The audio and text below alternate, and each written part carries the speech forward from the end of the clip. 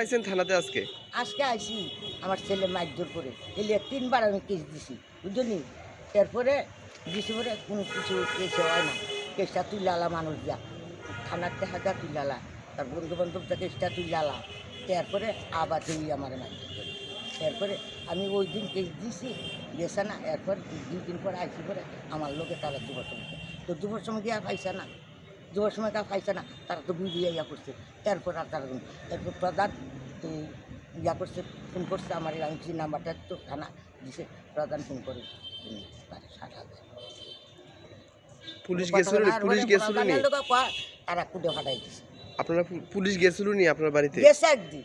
তারপর আর আপনার ছেলে আপনারা আর কিছু কইছে নি?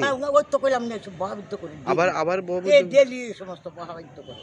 আর বউটার মুখটা তো আরো খারাপ বুঝলি, ওই বউটা আর নাতিটার শিখাই দিয়া এই বোর্ড এমনি মুখ যেটা সে তারা হও মুখ আপনার মুখে?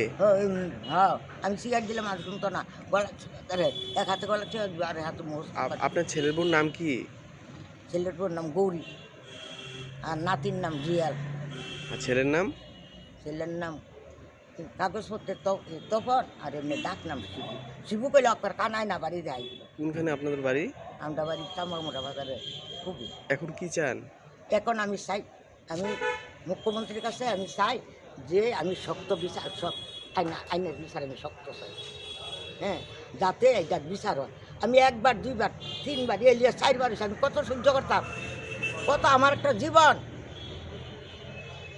আমার একটা জীবন নেই এই বয়সে আমার কি সহ্য হয়, আমি ভারী সহ্য করতাম। আপনার নাম কি? আমার নাম কর্ণবালা দেবনাথ। আমার স্বামী মরার পরে আমার লোক এই শুরু করে, স্বামী তো এই ইতানের দল আমার স্বামী মরছে।